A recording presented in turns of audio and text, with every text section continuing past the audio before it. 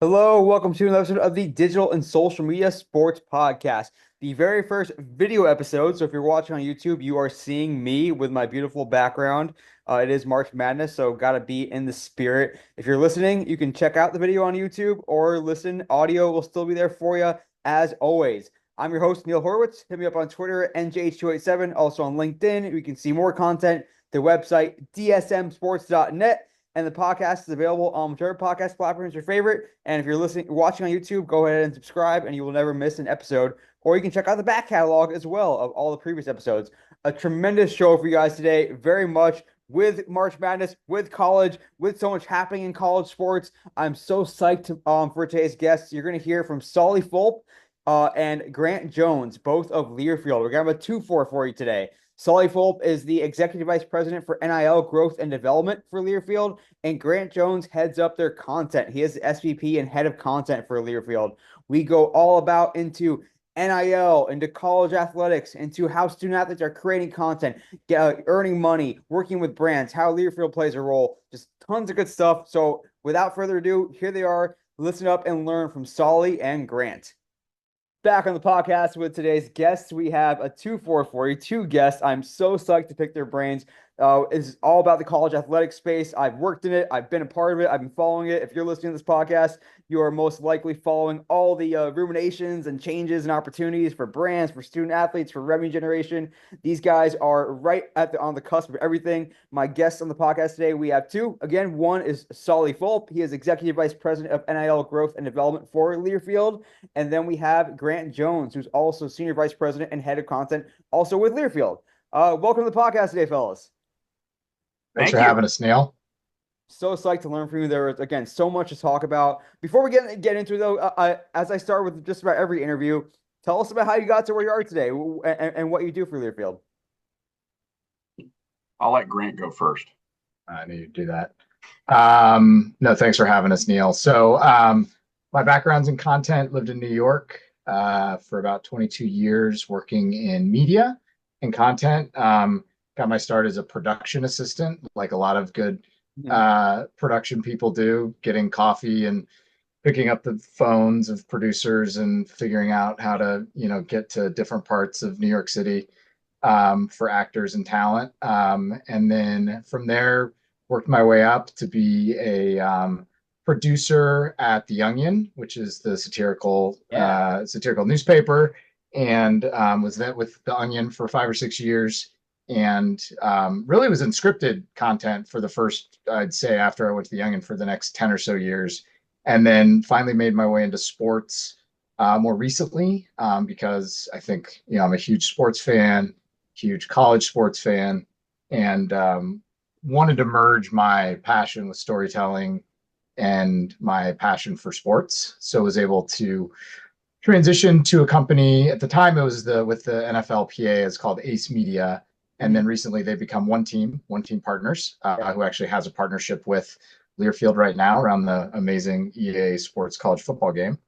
And then about 4.5 years ago, I was approached by Learfield, a recruiter, and came over here. So I've been with Learfield 4.5 years, working in content, building up our content offering in a space, college sports, which is going through a massive, exciting evolution right now, and I'm sure we'll talk about that. Oh yes. Oh, I mean, we could do a whole other podcast just about your experience with The Onion. I mean, that's a really interesting place to be for sure. And how about you, Solly? Tell us about your journey.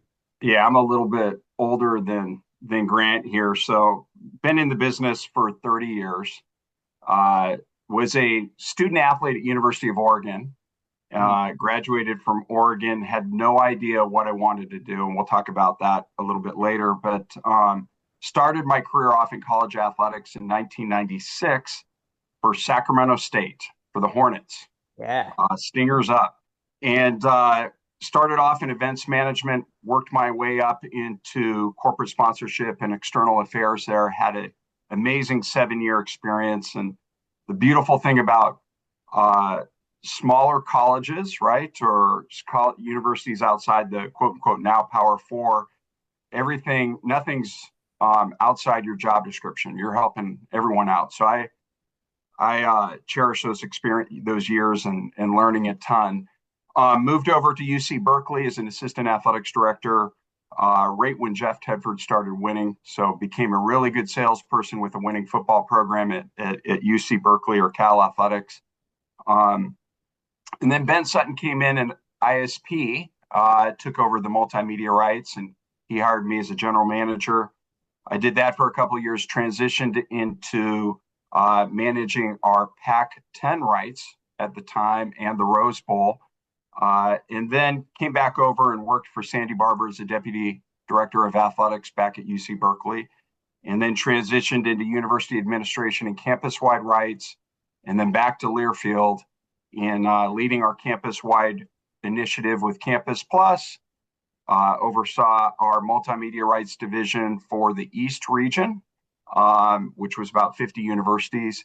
And then most recently, the past 3 years, have been supporting our 150 plus universities that we have the rights and represent, as well as our national sales, and working with Grant and his team and our other business divisions on all things NIL.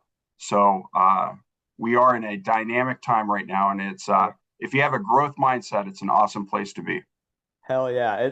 I love this combination. We have a virtual college sports lifer, and then we have Grant, who's relatively newer to the space, but kicking ass in content. And it's always interesting to know that to look back and realize that your job description, Solly, is your particular your title would have made no sense when you were graduating college. NIL development? What the hell is That's that? right.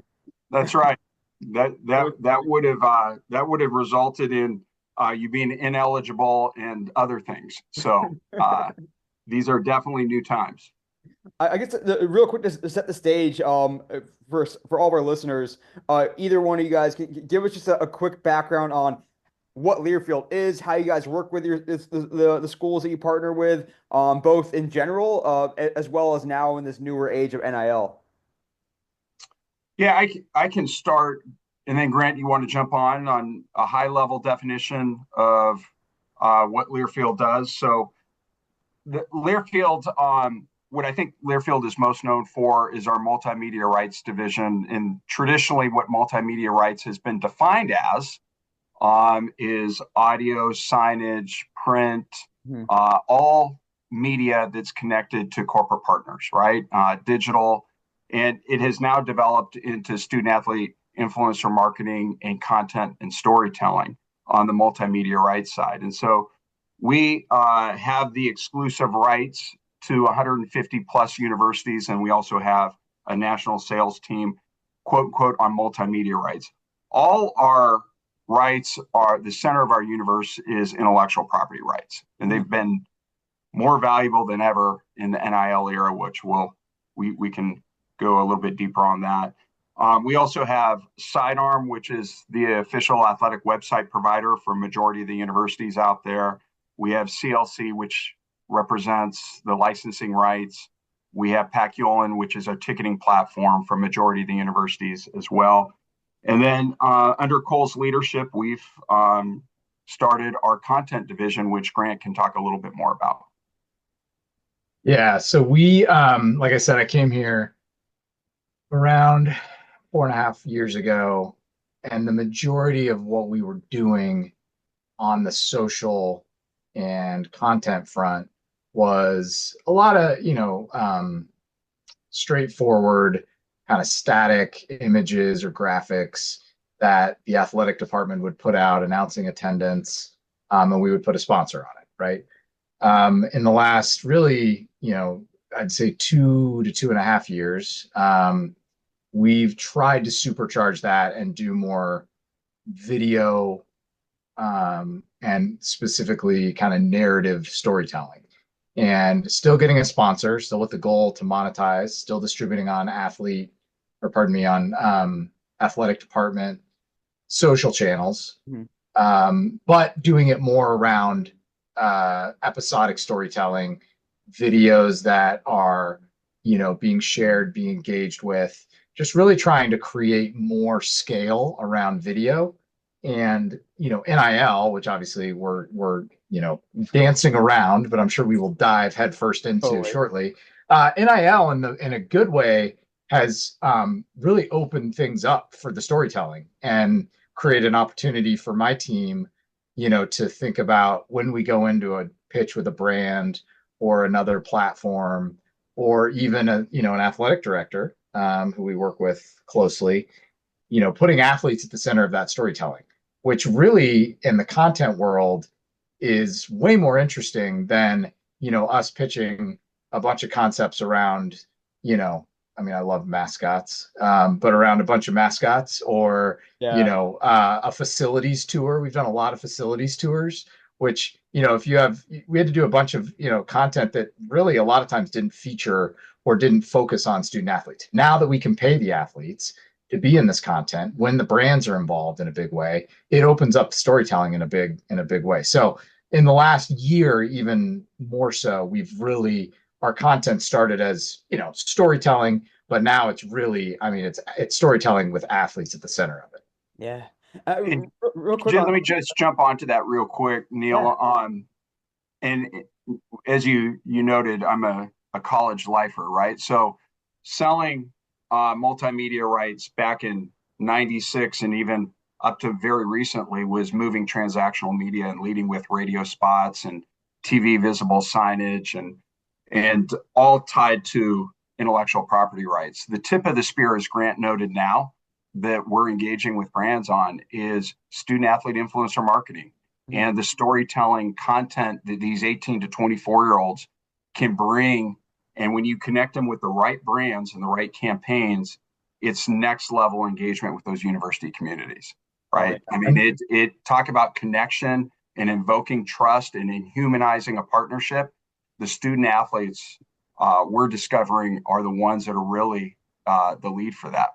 And I think the thing that's good to know too, Neil, is like, the sign, the sort of TV visible sign business and some of the traditional assets that Solly was just talking about. That's a really good business. That's still a foundational part of our business, right? And without going into details, makes up a lot of our revenue that we do year over year.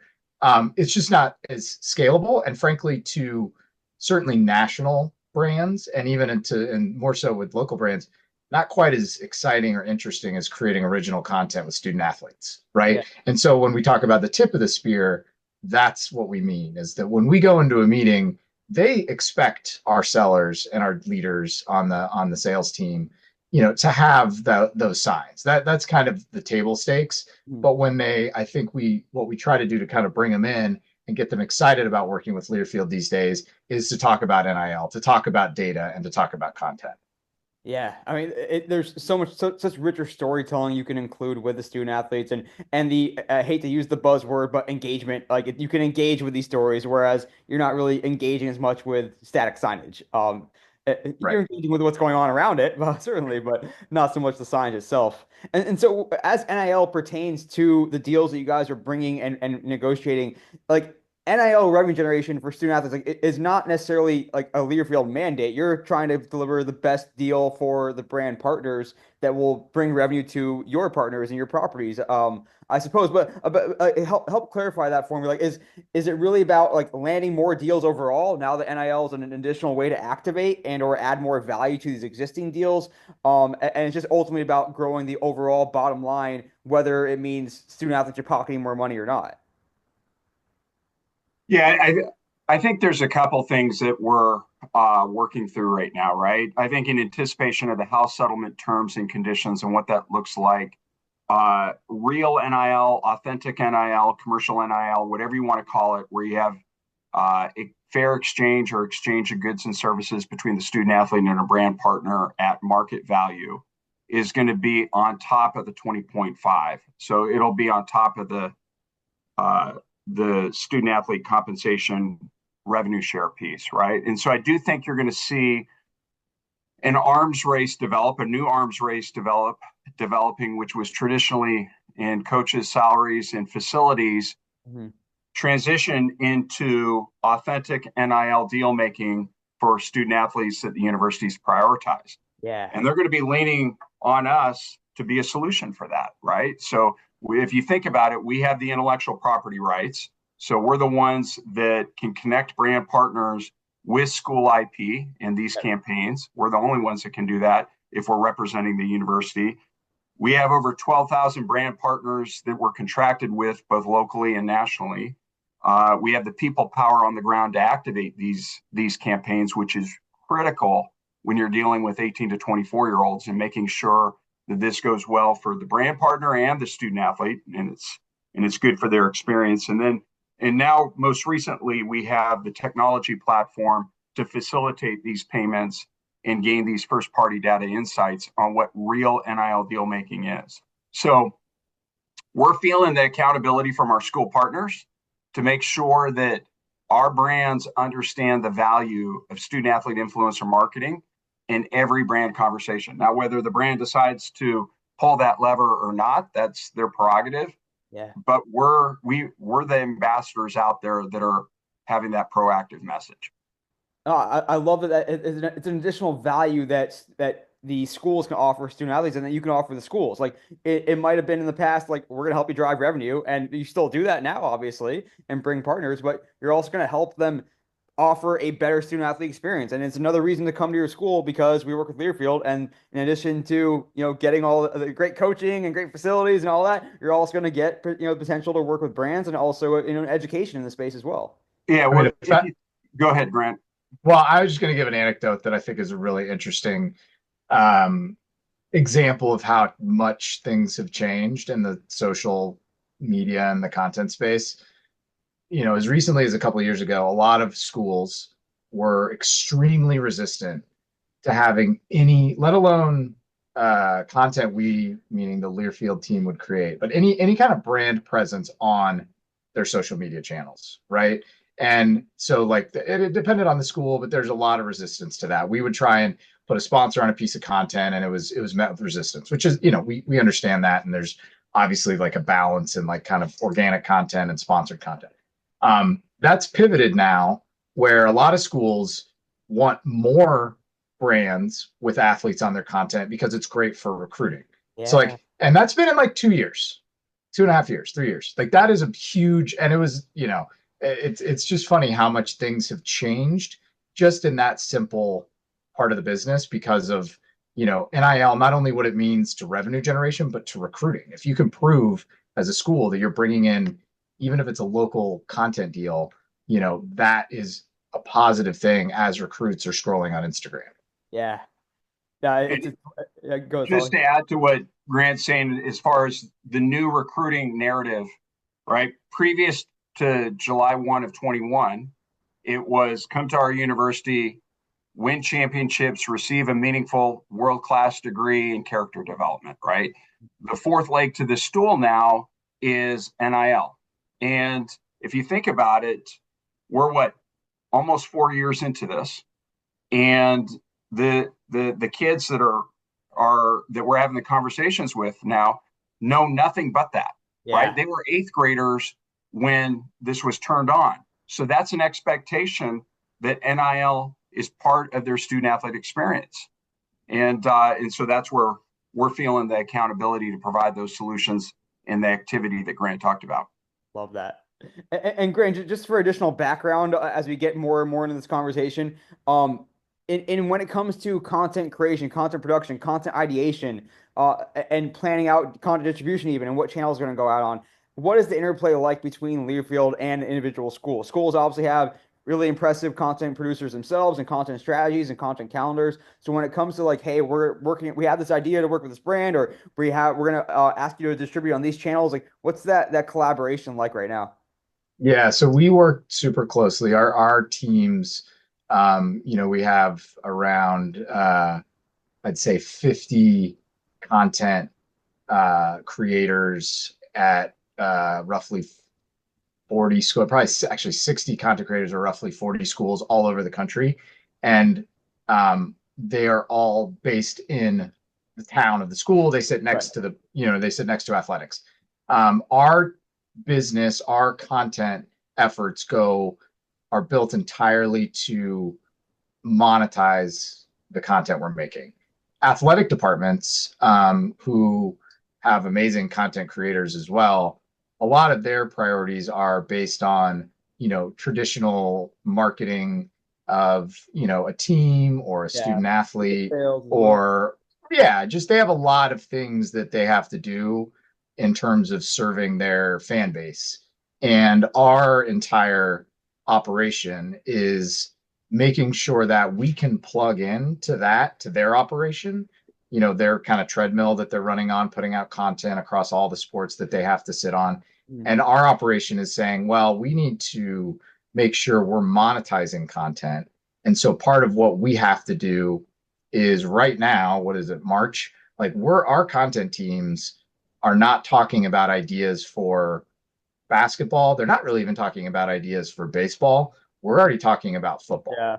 And we have to know, what are we doing come August, September, October, because those are the conversations our sales teams are having right now, Mhm. right? We have to be less on a traditional athletic department calendar and more in a sales calendar. And that means having way upfront alignment on what ideas are we making, how can they sell, how can our team sell those to sponsors and market, and then how do we make sure it's as easy as possible for us to deliver those assets to athletics to get the access we need to make sure student athletes have enough lead time. And all of that is, again, to service our partners and our brand partners that want to sponsor it. So, No, I appreciate that. It's a lot of collaboration for sure, and a lot of, as you mentioned, planning ahead, way yeah, ahead sometimes, and not being able to just pivot on a dime necessarily. We've obviously we're in this kind of like it's not Wild West anymore. Maybe it was for some time, but I think still there's probably still a lot of education, a lot of uncertainty. Even sitting there today, there's still it seems like there's always going to be uncertainty a little bit. So I guess like what has it been like? Probably mostly for you, Solly, of educating all these parties about educating the brands, educating the schools, educating the student athletes, not just about the opportunities, but putting to ease. And Grant, you can chime in on this too. Putting to ease some of the concerns around like, oh well, we can only use one student athlete at a time. We can have groups, or this is what we can and can't do. And you mentioned, I know one of the big opportunities that Learfield brings, which others cannot, is the ability to use school marks and logos within deals. So what's the process like been of educating brands, and are some just coming to you kind of really scared and like are uneasy, and you have to kind of talk them down a little bit? Yeah, it's been a development, right? I mean, over the past 3.5 years, brands were nervous and uncertain at the beginning, and so student athletes were and schools were, because the ambiguous nature of the guidelines that the NCAA had put out, and no one was quite sure what we could and couldn't do. I will tell you now, it feels like it's almost common practice. We've got over, I think, 1,500 NIL deals over the past 3 years that we've done that have significant campaigns with student athletes. Our brand partners have paid over 25 million in cash to student athletes uh, in real NIL deal making, and so it is, and it's growing. I mean, we're just getting started on this. I think also, to just build on Grant's point, we're getting smarter and more efficient on how we engage the student athlete. If you think about it, student athletes, I mean, they have 168 hours in a week. They don't have enough time for commercial deal making when with their athletic and their academic endeavors. And so I think we're getting really strategic on when we engage the student athletes, when we capture content, when we bring opportunities to the table to make sure that they can't be student athletes, Yeah. and working with the schools on that. So I think we're getting much better at that, and in what campaigns work and the storytelling behind it that is really resonating with the corporate partners. And I think as we get to know our student athletes outside their sport and major, what their likes and interests are, Mhm. and what they represent in values when they take their jersey off, right? Are they into hunting? Are they into finance? Are they into food or fashion? Once we discover, and we're getting better at it, discovering their likes and interests, we can pair them up with the right brands. And when you do that, it's like next level engagement. And you can see it in the campaigns and the storytelling content that Grant and his team bring to the table. Yeah. It's always great to see like when a student athlete and a brand are working together where it makes sense and you can tell it's authentic and not just like being given a script to read and a check. When you are looking and talking to brands, like what is it that they're looking for in a student athlete? So what makes a student athlete attractive to a brand? Like I'm thinking about there's basic things, maybe it's follower counts or engagement on Instagram. It could be like what demos or what audience they have. And others, as you alluded to a little bit, it's about like having an identity, maybe outside your sport, and understanding what your passions are and what your interests are that makes you different. So, like, what is it that what are brands often looking at, and what are some of the lessons to take away of what makes a student athlete appealing or attractive for a deal? Yeah, I mean, I think it's all those things. I think it depends on who you're talking to on the brand side. I think we take the lead of the brands, right, on kind of what they are looking for, and certainly try to guide them in a way that will deliver on what they're trying to accomplish, right? Like some brands want the biggest name on the biggest basketball team that we have on the women's side, right? And so they're immediately asking about Paige Beckers. And we're like, well, yes, Paige is available potentially, but it's very, very large check potentially to do that. And, I think it's up to us to help guide them and understand what knowing what their budget is, knowing what the opportunity is, knowing what any kind of conflicts might be, and make sure that they are balancing kind of what they're trying to accomplish with everything else.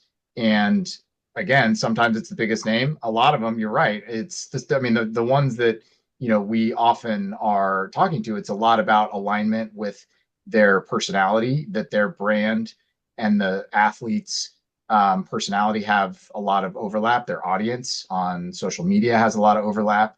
They're great to work with. They have a lot of excitement when they get these kinds of opportunities on the student athlete side. But we really take the lead from the brand, right? And so we're trying to continue to learn ourselves. I mean, if you think about, one of the good things I think you asked about was like kind of some of the, guardrails around athletes and content and being paid and not being like all those questions. The good news on that is that there's been professional sports and there's been a lot of other leagues and teams that have had to set precedents that certainly we can follow. In my time with the NFL Players Association, we worked for the players literally, so we had to make sure that if they were in content, that we were following a certain set of guidelines on their involvement with the brand. What's a piece of sponsored content versus what's a piece of actual endorsed, an endorsement, those kinds of guardrails. So we follow those the best we can, and really try to make sure we're all leaning in with the school to understand that. But in general, we are trying to work on behalf of the brand, understand their needs, and align those needs with our students. But there's a lot of student athletes, in case you didn't know, Neil. Like there's a lot of them, and they change all the time now at the transfer portal. Oh So yeah. I think to Solly's point, we are really trying to also improve on our side, to not only follow a lot of the precedents that have been set by other sports and leagues that I think are fair and fair to the athlete as well as to the brand, but also get better at understanding the constant churn that the number of athletes, how they change, how they come and go, which goes well beyond anything that happens in any professional sport. So it presents a unique challenge to, I think, frankly, to Learfield and even to the athletic departments, but one that we're working very, very hard to get good at. And I think we are. Yeah, and I'd just add to that. I think as we get to know our student athletes and what they're truly passionate about, when we make those connections, Trevion Henderson loved Chipotle before we brought him that opportunity. Yeah. So when that campaign sings, because it's Chipotle has been part of his upbringing and pregame ritual, and it was easy for him to talk about that in the campaign. and you feel it. And Sierra Brooks, when Michigan Dairy Association was looking for someone to endorse milk, we knew that Sierra Brooks, who's a gymnast on the Michigan gymnastics team, she drinks chocolate milk. It's part of her diet, right? So we were able to make that connection and say, hey, Michigan Dairy Association, how about Sierra Brooks being the lead for your campaign? And it was perfect, right? And so I think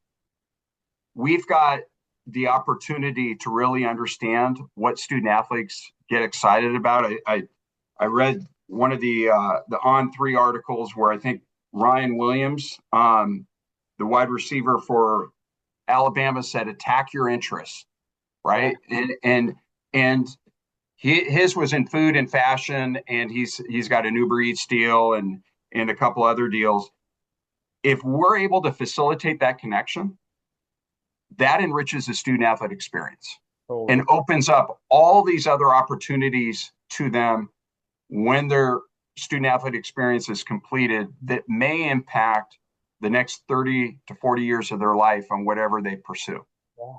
And that's really what I think our sales force and general managers and activation leaders are really getting excited about. Is this is the first time ever that we can bring brands that impact the student athlete experience in a meaningful way that could impact their lives for a long, long time.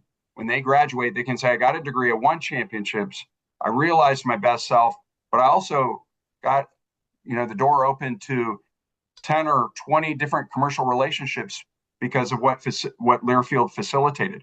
That's awesome stuff. Love that. Operationally, how does that matchmaking process come together? Like, are you guys distributing surveys? Are you like pouring through what their social media posts are like? Do you have a giant database that plays like? How does it actually happen tactically? It started with just hand-to-hand combat with surveys at the respective schools. We've now integrated that into our Compass platform. So we can have basically a database in real time of the student athletes' likes and interests. And when we have these brand partners, we can go onto the Compass platform, and our sales team and activation leaders can go in there and do the matchmaking and bring those opportunities to the student athlete. So Compass is becoming a robust deal-making tool for us for prospecting and connecting those likes and interests. That's awesome. Yeah. I want to touch. I'm trying to run through so much. There's so much that we're going to be able to talk about here. We have a few minutes left here with Solly Fulp and Grant Jones of Learfield. Grant, I want to touch briefly on sort of the athlete platform and the brand platform. I mean, we think of NIL. NIL is the exact name, image, and likeness, wherever that may appear. It may appear on a billboard, may appear on an Instagram feed, it may appear on a radio hit, whatever it is. Maybe I'm dating myself with radio, but radio is still strong. Radio is still going. And this is a podcast though, right, Neil? Just confirming. This is true. Okay, audio. all right, just checking. Audio. As it's still audio, but radio adjacent. Like, what are you guys seeing play out where it's like, hey, the brand is gonna give the athlete something to post on their Instagram feed and with maybe some suggested copy. Other times it might be, hey, we're gonna collaborate with you and we're gonna shoot something and we're gonna send you the final product, or we're gonna do a collab post. Or maybe it might be like we're gonna give you a brief and we're gonna ask you to create this unboxing content that's gonna go on our platform. Like, what are you seeing play out? What tends to be the easiest to execute, and what's best for the student athlete? And it may vary on the athlete, of course. Yeah, it totally varies on the athlete. I think where we want to sit is we want to make sure that the athlete is in a position to succeed with the content that they're creating on behalf of a brand, right? So there are not too many athletes that are, fully comfortable, and this is professional too, that are fully comfortable taking brand dollars, taking a, brand brief, creating something on their own with their cell phone and putting it back to a brand, especially if it's like a national brand, and thinking that they're good to go, right? That sort of idea of like creating something on their own is I think difficult. Most of these guys and gals are not influencers. I get most. Yeah, they're not creators. They're not full-time creators. They're influencers. They're not creators. That's right. They're not creators. And so where we want to sit is and where we do sit today is we want to make sure we keep it authentic, right? We're not necessarily trying to, create something cinematic that's meant to be very personal and more lo-fi. But we want to make sure we're hitting all the notes that the brand wants to hit and that the athlete comes across looking great.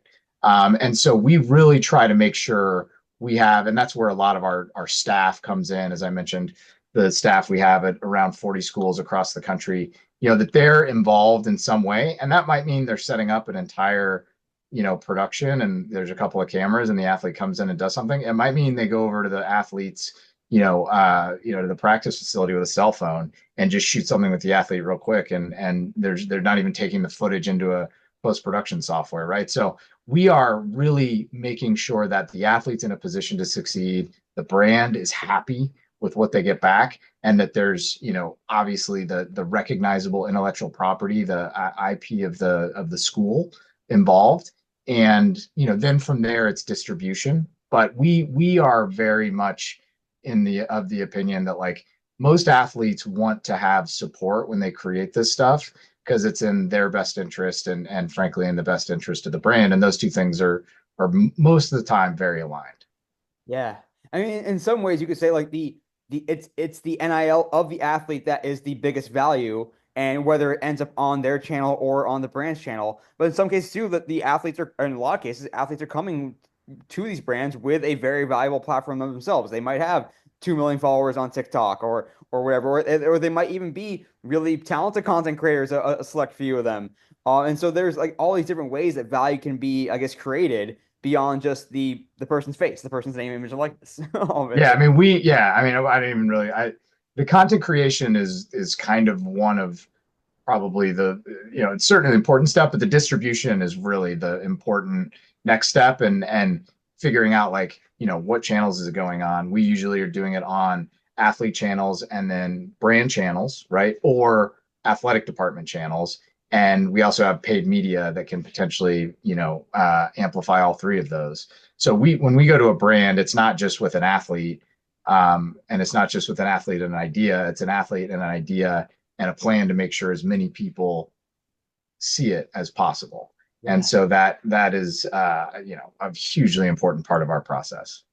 In that case, then, and this is for either of you guys to touch on this, how do you go about assessing value, not just the value of a given athlete's NIL, but the overall, I mean, this can go beyond NIL as well, just ROI conversations around the value of a deal and how that comes together now, how you combine the NIL of the athlete, their social platform, maybe the channels that it's going out on the school athletics platform, the uniqueness of the student athlete. You might find that needle in the haystack that is the exact profile that a brand might need to tell the most authentic story.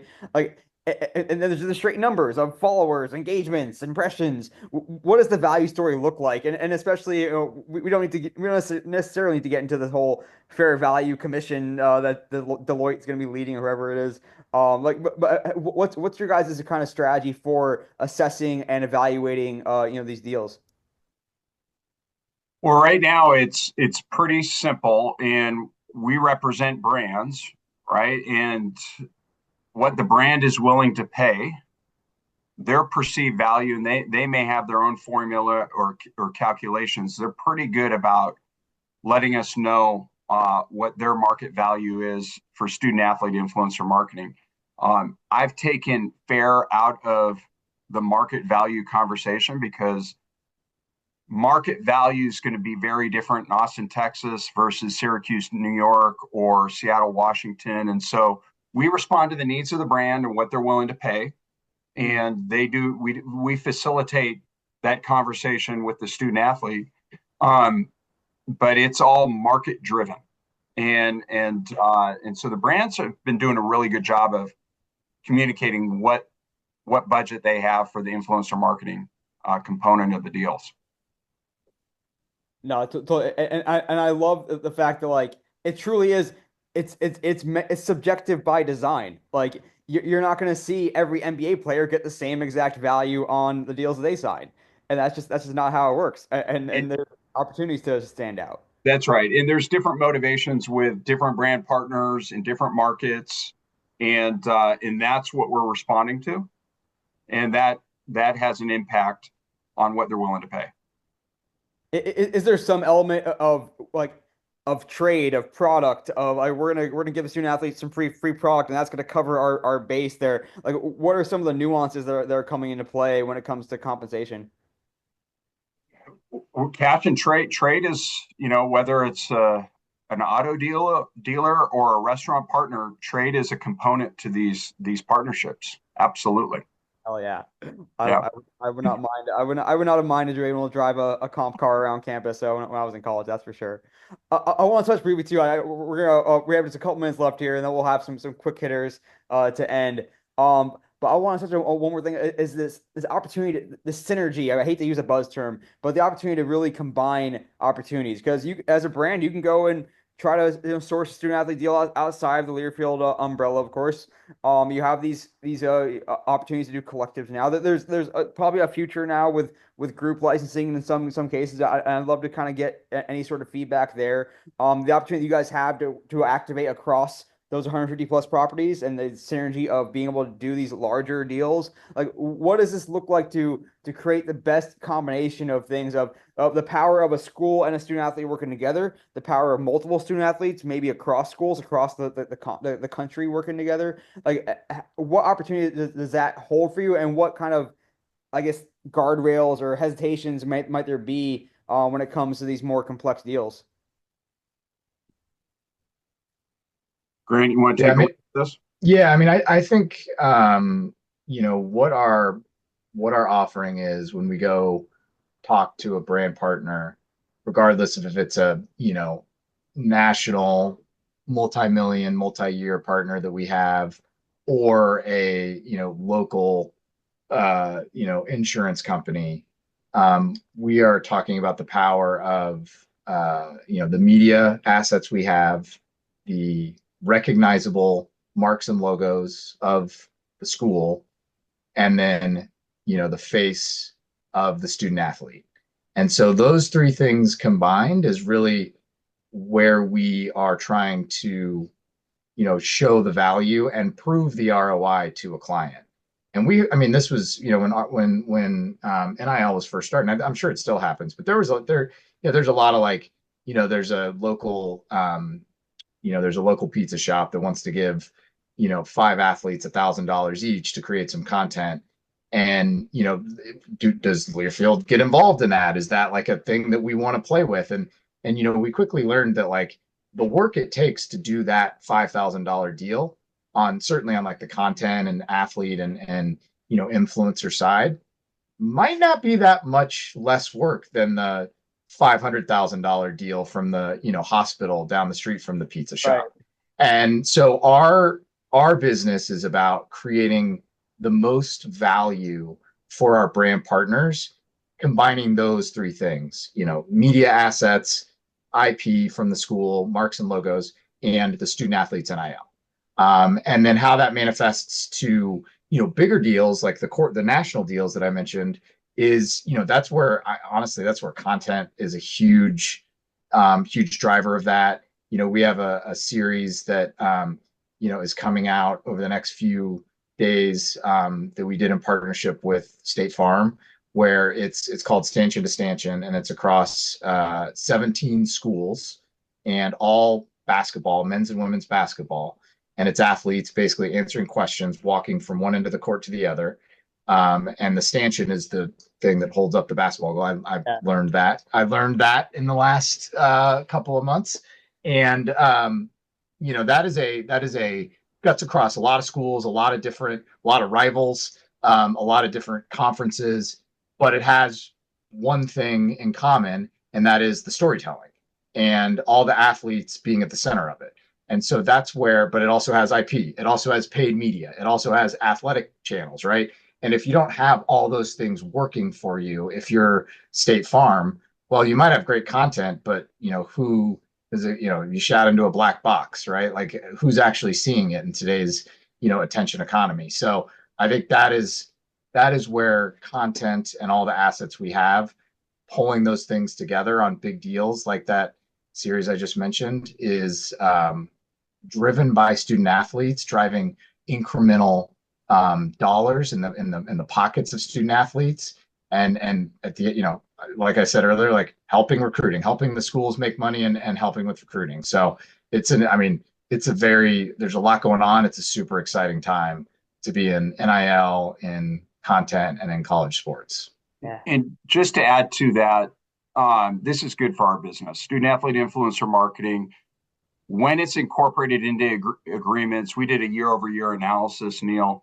We've experienced an 18% growth in our core business when student athlete influencer marketing is incorporated versus a 6% year over year growth. And so, although we don't know the exact causality of that, what we can say today is that sponsors spend more when student athletes are involved in the campaigns.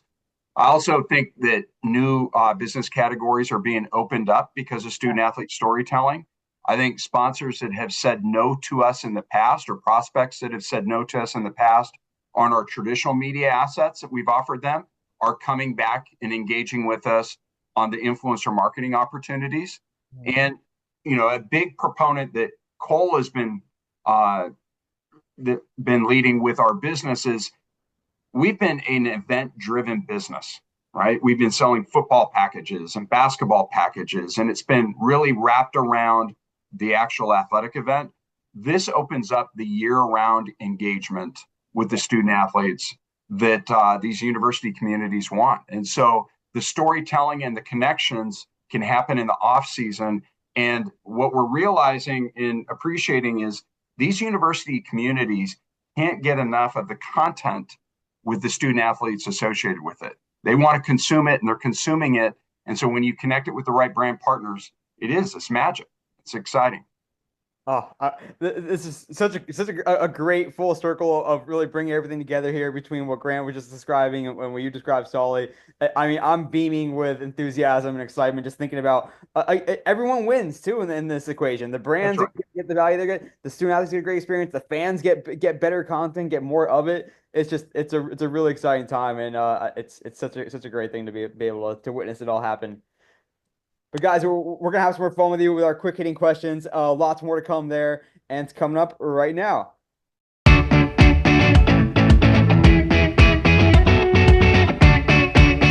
Just awesome stuff from Sully Fulp and Grant Jones, a couple of luminaries doing great stuff there at Learfield. We're gonna hear more from them, have some more fun with them with our quick hitters segment. But first, episode's shareable stat.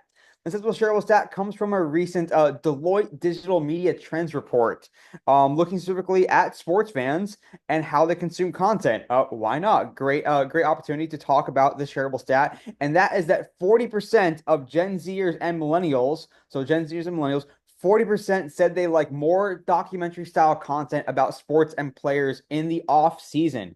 So as you heard in the interview with Solly and Grant, that's part of the opportunity with NIL is the opportunity to create content in the off season, to create more content, to activate brands in the off season, and to create this more storytelling, narrative-driven content, which is becoming so prevalent in sports. And the sports fan experience, no matter what sport you follow, what league or team or athlete you follow, can be a 365 a day year opportunity. And so, how can you start to think about building these content opportunities, whether it's when you have the athletes on site or athletes can do it themselves or their own content companies? The opportunities for brands to activate in the space is never ending. And of course, as you heard in the interview, it's very much an opportunity in the college athletics front with student athletes being able to be activated year round. And as this shareable stat shows, there certainly is no shortage of interest. We, of course, have seen the rapid growth in the documentary space. Everyone wants their own Drive to Survive or their own version of Hard Knocks, and we're seeing some really great stuff with so many talented content creators all around the country, all around the world. Of course, Grant at Learfield, as you heard, leads a very impressive content team himself, situated at various properties, as well as doing stuff with Learfield Central. Just lots of interesting stuff there. So that's a sort of shareable stat. Think about it, talk about it, ponder it, take action on it. There is no shortage of opportunity. That shareable stat, again, 40% of Gen Zers and millennials said they like more documentary style content about their favorite sports and favorite players in the off season. All right, that's just a shareable stat. More importantly, though, stick around because more good stuff coming from Solly and Grant of Learfield. I am back from this episode of Shareable Stat segment, and I am joined still by Solly Fulp and Grant Jones of Learfield. Learned so much about what they are doing in the college space and really the incredible opportunity for everyone as NIL becomes a bigger part of the picture for how brands and schools activate in the greater space. But guys, we are now ready to have some more fun and learn some more. So are you ready for some quick hitting questions? I hope so. All right, this one I want both of you to answer. So tell me your favorite NIL deal or campaign so far and why. Well, I'll go I'll take a first. stab. You want to Oh, go? yeah, I'm ready. Go. I would say the Wendy's ride along at the University of Kansas. I'm a Kansas fan. It's been a rough year for Kansas basketball, but we're going to power through. And that was one of the first NIL deals we did. Our content team produced the series, and it was awesome. It was that, one of the student athletes' likeness were on the Yeah. Wendy's thing. I know that wasn't really a quick hitting answer, but I guess the quick hitting answer is Wendy's ride along at the No, University of Kansas. I want the explanation too. So that was Got it. perfect. How about you, All right. Sal? What's one of the I things? I'll go a little talking about the non-traditional category. We did a really cool campaign with 8 student athletes at Wisconsin with Exact Sciences, which is a biotech company. They early detection in cancer treatment. Um, and what was cool about that is they kind of invented this micro internship with these student athletes where they introduced them to the company. It was kind of a community awareness campaign and recruitment campaign, and they used the student athletes to tour them through their company and talk about the various services they have. But it also led, I think, to a couple employment opportunities with those student athletes. And so that's where I think that first campaign, the light bulbs went on these. When activation is done right with the right student athletes and the right companies, it also can lead to really cool career opportunities for these student athletes. And so that's one of my favorites. That's tremendous. I mean, the idea of micro internships or getting someone who's like pre-med to be able to activate with a brand that's in the medical That's field. right. That's so awesome. Another one for both you guys here. Number two, the most memorable game you've been at during your life. Grant, I got to lead this one. All right. So this would be it was my first football season at Cal in 2003. It was a triple overtime game. Cal beat USC 34-31. And Tyler Frederickson kicked the field goal. That was Aaron Rodgers' first season. He had a phenomenal first half. Then he got knocked out, injured, and Reggie Robertson came in and threw a couple touchdown passes. Like that, I think it's ranked as one of the top college football games for UC Berkeley and Cal athletics. But that was one of my first experiences, and it's unforgettable. That is awesome. Oh, I love that. How about you, Grant? This is going to be a boring follow-up to my previous answer. 2008, Kansas, Memphis, San Antonio, Mario Chalmers, Derrick Rose, CDR, Brandon Rush, and Mario Chalmers hit the shot to tie it, send it into overtime. First national championship in 20 years. First one I'd ever seen as an adult or in person. No brainer. Easy answer. Hey, just to add to Grant's story there. So growing up in Alaska, Mario Chalmers, Yeah, Alaska native. You're right. That's right. Yes. Yeah, I knew that. Yeah. Yeah, him and Carlos Boozer and the Alaskan assassin. Yes. Yes. Yeah. Trajan yeah. Langdon. Trajan Langdon. Trajan Langdon too. Yeah. Yeah. But yeah. Mario, that was a big moment for the state there. Yeah. Yeah. I mean, I was this close before, Grant, to giving you shit for saying, "Oh, it's been a rough year for Kansas men's basketball." We should all be so lucky that a rough year means like, oh, we get a 6 seed in the tournament or whatever it's going to end up being. Just I think it's going to be a 7 or an 8 seed, but I understand the point. I get your point. You spoiled Jayhawk fans, you. Yes, true. Number Very three, much so. I'm interested in this one. Tell me the number one piece of advice you find yourself telling student athletes as it pertains to NIL or content creation. What's that piece of advice that you find you're giving over and over again? I would say that to understand your interests, you need to understand your values. And I think that is something our student athletes are getting really good at. And if they want to be paired up with the right brands, it's got to be authentic and it's got to be real and they've got to be all in. And so, value driven campaigns that align with the companies that they want to, um, connect with and endorse and be part of is going to be more important than ever. And I think we've got a lot of student athletes, and I was one of them, that your identity is wrapped around your sport. Totally. I was thinking. And so what are your interests look like outside your uniform? I think this is one of the awesome things that NIL is bringing to the table is unlocking, this awareness that student athletes are thinking different, which I think also prepares them for their careers and whatever they pursue after being a student athlete. It's great for it's healthy for professional development, for personal development. Right. It's tremendous. Yeah, Great. mine is similar. I would say reps, in terms of content creation, no different than a sport. Totally. Reps, make stuff, just make stuff. It doesn't have to be good. You don't have to love it. Just make it, put it out. If you truly want to be an influencer, if you truly want to be around content, whether that's on your social media channels or appearing on quick hits for any kind of local, networks, get reps in. That's the number one thing. And then the number two thing, Solly mentioned it, is authenticity. I think that more than ever, and not just, and it frankly was it just in social media, but now I think is even in traditional media. When you look at the sort of Pat McAfee effect, if you will, like authenticity, being yourself and being true to yourself, being honest with your opinions, being showing your personality in every way is what is going to engage people. And if you do those two things, if you get a lot of reps and get content out there and do it in a way that is truly showing your personality, being authentic, it's going to work over time, and you're going to get more comfortable with it. And when that brand does approach, it's going to feel natural. Yeah. And it's going to feel like something that's an extension of what you're already doing. Hell yeah, that's fantastic. I mean, it's not like who should I be to get the best brand deals? It's just be yourself, and then Yes, Liverpool will find the brand that meets it's right for you, which is a cool way to think about it as well. That's exactly. this one I'm interested in and both you guys can answer this for sure. The school or schools who you want to shout out or call out who you think are doing a good job at facilitating NIL the best so far, whether it's through resources, support, whatever, however you want to define it, ones that kind of stand out. Yeah, Ohio State, Oklahoma, Wisconsin, Alabama, you see that their campaigns out there have done a really good job. I'll tip my hat to Gene Smith.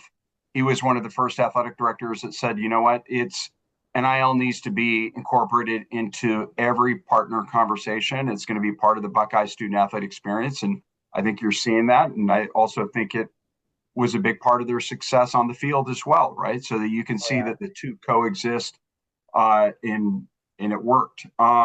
There's also G5 schools and smaller schools that are doing really good work in embracing NIL. Abilene Christian is just released a campaign with their banking partner that was fun with student athletes.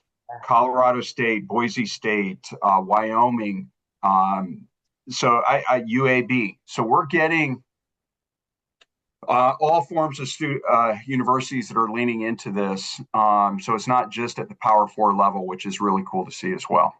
That's super encouraging.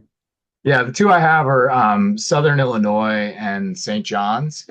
We have a new content initiative called the Creator Model. And the whole thing is frankly built on empowering, not putting necessarily hiring a full-time, what would be considered a content creator, but actually empowering the the team that's already there to create a lot of content just using a cell phone, right? Just sending them a cell phone powered with this app called Slate that you might be aware of, Neil, and having them shoot content on the ground and primarily to drive NIL opportunities.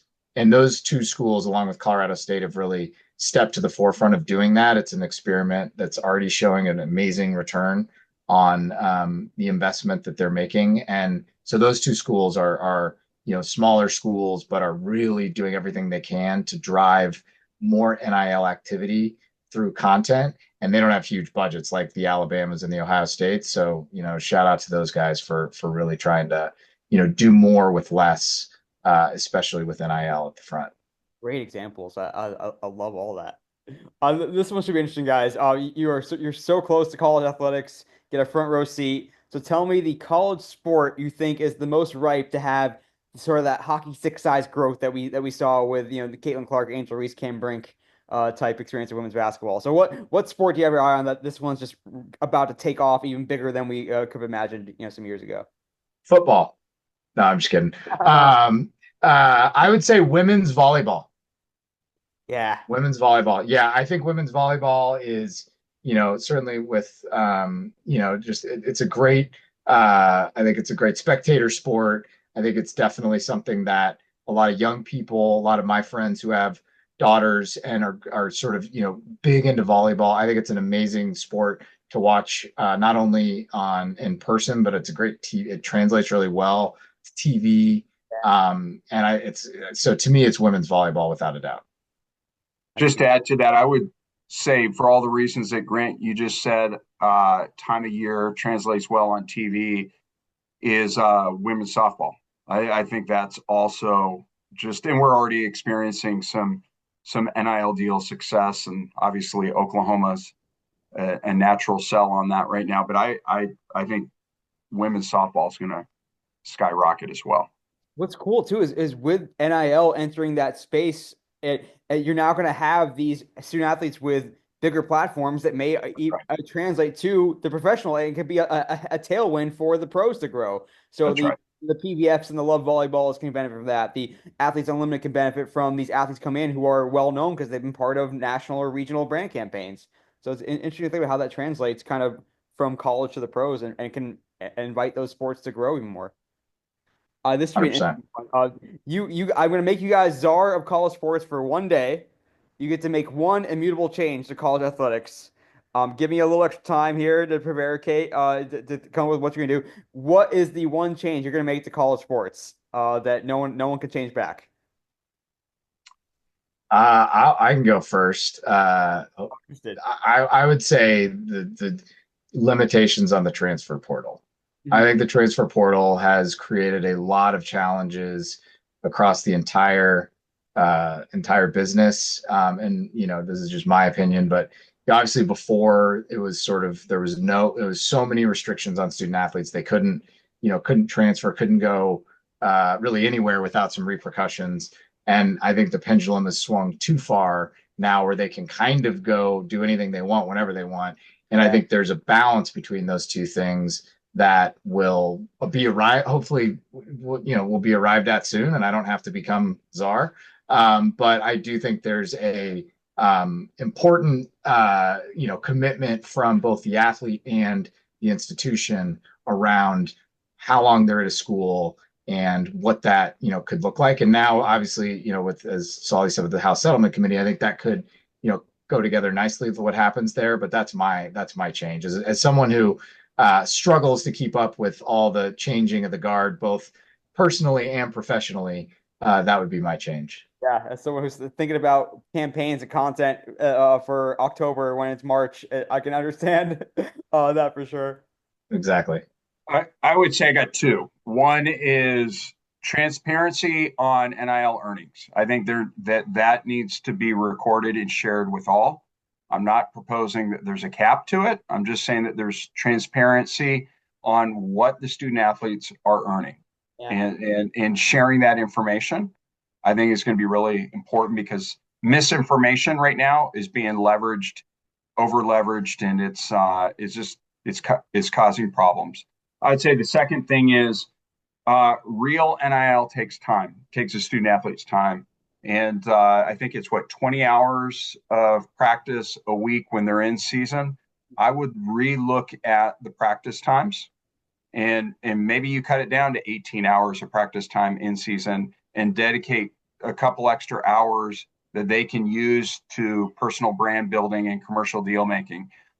Those type of things to enrich the student athlete experience, I think, is really important. And I think we need to reconstruct the use of the student athletes' time and their experience on these college campuses.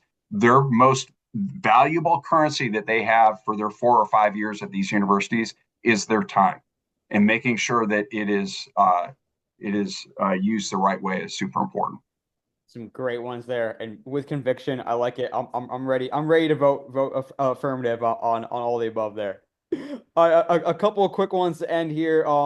Tell me this is an interesting one. Tell me the activation medium or platform, however you want to find it, that you kind of have your eye on right now as an opportunity. Maybe it's podcast or video game streaming, or maybe it's just like Blue Sky or Threads. Be like the influencer on those platforms. Like, what is something that you guys have your eye on as an opportunity for a student athlete to get involved in? And we've already seen some podcasts out there as well, YouTube channels. But what do we have our eye on right now?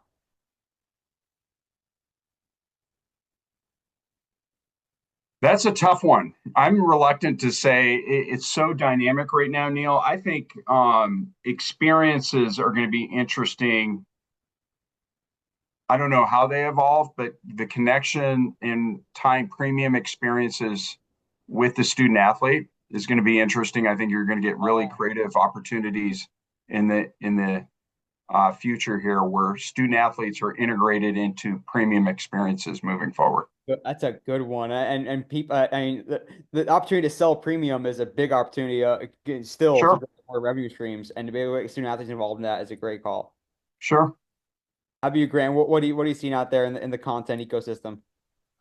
Um, I think there is a couple of things. I think athletes as almost insiders in a way, and I'll just give you an example from my own personal. There's Hunter Dickinson, who plays for Kansas, does a regular hit on. I think it's on one of the. I think it's on Fox. I can't remember. As kind of sort of an insider talking about what he's seeing in the college game, and some of it pertains to Kansas, some of it is just in general, and I think that's pretty interesting, and certainly something that he wants to be as a in the future a media member, I think either a play-by-play or a color guy.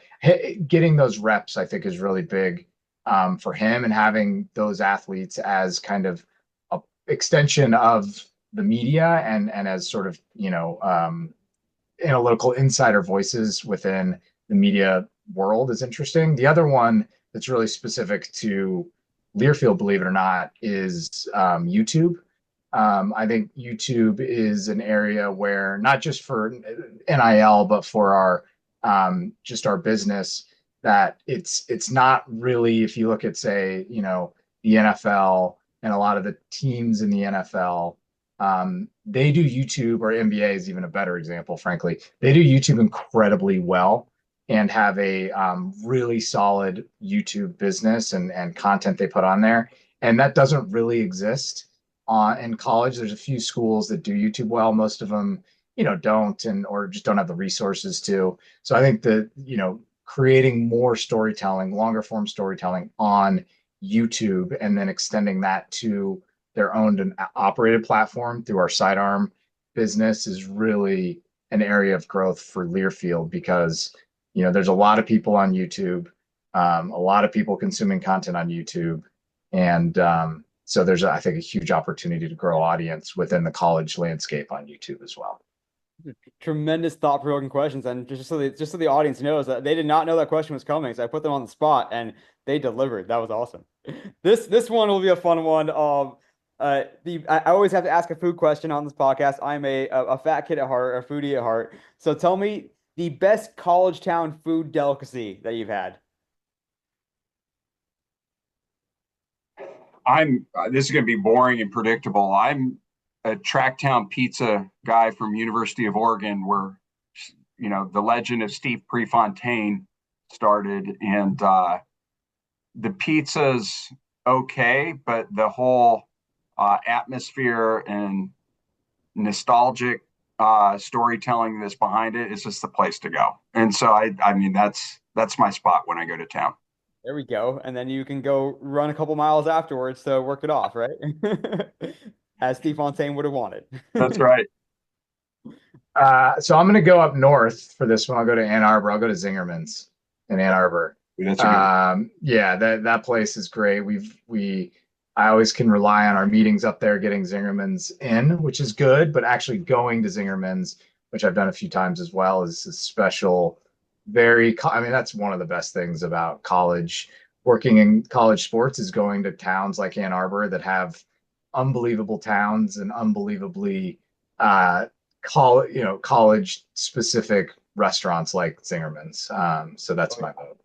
Oh yeah, I remember I had a guy from Nebraska on several years ago, and learning about what the runza is, and like it's such a great part of the culture. It's so Totally. normalized. It's awesome. All right, last one to get you guys out on here. This is a tough one but interesting. Describe what you think the profile or background will be of an athletic director in whatever, let's call it 20, 25, 30 years. Like what will an AD look like all those years down the line? Either of you guys can take this, both of you guys can answer. It's a tough question. I don't know what I would answer, so I'm interested to know what you guys have to say about it. I'm pretty passionate about this, and I think athletic department leadership and university leadership needs to be truly committed to enriching the student athlete experience. And I know that's easy to parrot, but now more than ever, there is no barrier to entry right now within the NIL era, and you're seeing a lot of new companies coming in. Some of the motivations behind some of those companies, I won't say all of them, are to have prioritizing transactions and making money and not enriching the student athlete experience. And I think university leaders, whether you're an athletic director or a chancellor or president, need to double down on how do these 5 years or 6 years in some cases going to be truly formative in making them go out and make the world a better place. And I think being a student athlete puts you in a really good position to do that. But the challenge now is we got to reconstruct some of this stuff and incorporate NIL the right way and prepare these young adults to go out and do really awesome things outside their sport. And I think we have the opportunity to do that. I think it's going to be really additive to the university and align with the university's mission, values, and purpose. But university leaders, when they're thinking about conference realignment and they're thinking about the 20.5 million distribution to these student athletes and some really big things, making sure that at the end of the day, when these kids leave these universities, they feel like they've gotten just as much or more from the university that they gave. Yeah, that's tremendous. I would echo that for sure. It's easy to get bogged down in the make dollars, make transactions, but it really comes down to that altruistic sense of, and not always altruistic, but that sense of like we are here for the student athletes, and That's that's right. what the job is to do. Yeah, and Sully said it better than I will. I think and I think there's a lot of these out there. Someone who can run a business and still keep the soul of the business, because there's going to be a lot of change in college sports. There's going to have to be at the athletic department level in terms of how they're operating, but keeping that sort of passion from student athletes and keeping that kind of foundation of it. It is an institution. It needs to remain a place where, yes, student athletes get paid. It is a business, but it also still means more to the fans because of that connection that they have to going to school there. Balancing those two things, I think, is really hard. It takes a certain type of individual, a certain type of dynamic personality, communicator. And I think that's what's going to, need to be in the future. Someone who can balance those two challenging things of turning it into a business while keeping it, making it still feel like a special place to not just the athletes, but the fan base. Really is. I mean, it's crazy to think that a generation or two ago, the lifetime football coach or the old baseball coach just rose up to the AD chair, and in some cases that still fits. But now these are nine-figure, sometimes 10-figure businesses that these schools, these athletic directors are running while still trying to keep the student athlete experience in mind. It's tough. But hopefully we have the generational leaders that will take us into the next several decades of college athletics, and Learfield will be there to help show the ropes as well, of course. That's right. Hope so. Great stuff. Being able to speak with Solly Fulp and Grant Jones of Learfield. So much good knowledge, so much good information and insight. I had some good notes and takeaways as I was listening and nodding along and learning so much. Coming away energized and stimulated. Yes, it's a crazy time. No one knows what the next year ahead will look like with college sports as some of these regulations get put into place. The House settlement becomes a reality later this year in 2025. Just lots of interesting stuff, but we know that Solly and Grant will be in the middle of it all, helping student athletes have better experiences, learning more, earning more money, helping brands, helping their school properties. Just lots of excitement ahead in the year to come. But that'll do it for this episode of the Digital and Social Media Sports Podcast. Thanks again for listening. Thanks to our guests, Solly Fulp and Grant Jones. As always, I'm your host, Neil Horwitz. You can find me on Twitter, NJH287. Hit me up on LinkedIn as well. The website, as always, dsmsports.net. And of course, follow the podcast. Look for new episodes on your preferred podcast platform. Until next time, this is Neil Horwitz signing off for the Digital and Social Media Sports Podcast.